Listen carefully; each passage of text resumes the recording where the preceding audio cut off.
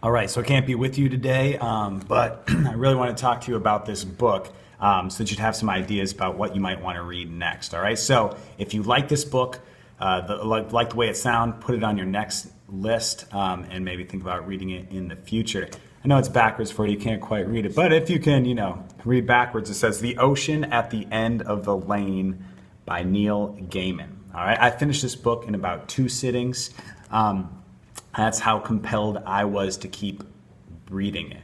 I'm not usually a fan of the fantasy genre. I'm usually kind of a realistic fiction guy. Kind of when I was young, maybe I liked some fantasy, but now I'm like, give me the real stuff. I want things that really happen. But a student brought up this book, and I had heard of the author before and heard he was a great author.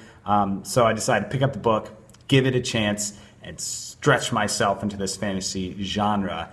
Thank heavens that I did that. Here's a little blurb from the inside cover about the plot, which it doesn't really give much away about the plot. A middle-aged man returns to his childhood home to attend a funeral. Although the house he lived in is long gone, he is drawn to the farm at the end of the road, where when he was 7, he encountered a most remarkable girl, Letty Hempstock, and her mother and grandmother.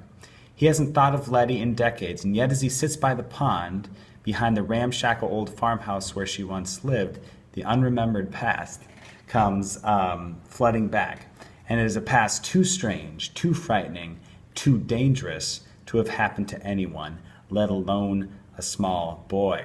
A groundbreaking work as delicate as a butterfly's wing and as menacing as a knife in the dark. The Ocean at the End of the Lane is told with a rare understanding of all that makes us human and shows the power of stories to reveal and shelter us from the darkness inside and out. So this is Gaiman's first adult book in about 10 years. And he has written some young adult and children's books as well, but at first was an adult author.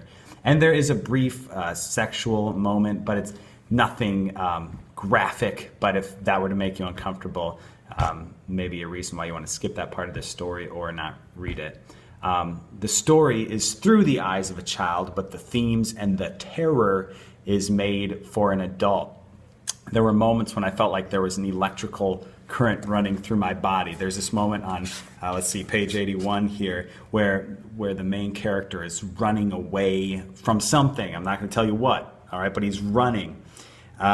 And he's running, and he's uncertain where to go, and then it says, I came down into a clump of nettles. I knew as the hot, cold, pricking, burning covered my exposed ankles and the tops of my feet. But I ran again now, ran as best I could. I hoped I was still heading for the Hempstocks farm. I had to be.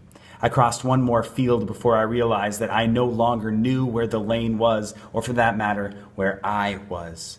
I knew only that the Hempstocks farm was at the end of my lane, but I was lost in a dark field, and the thunderclouds had lowered, and the night was dark, and it was still raining, even if it was not raining hard yet. And now my imagination filled the darkness with wolves and ghosts. I wanted to stop imagining, to stop thinking, but I could not. So that's a little taste there of Neil Gaiman's The Ocean at the End of the Lane. So if you're a fan of fantasy, I highly recommend this book.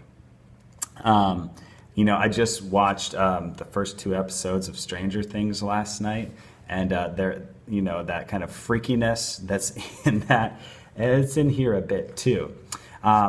So if you like fantasy, highly recommend it. If you think fantasy is strange, you're right, but like me, you may be captivated by it and reminded of all that a story can be. Neil Gaiman's Ocean at the End of the Lane.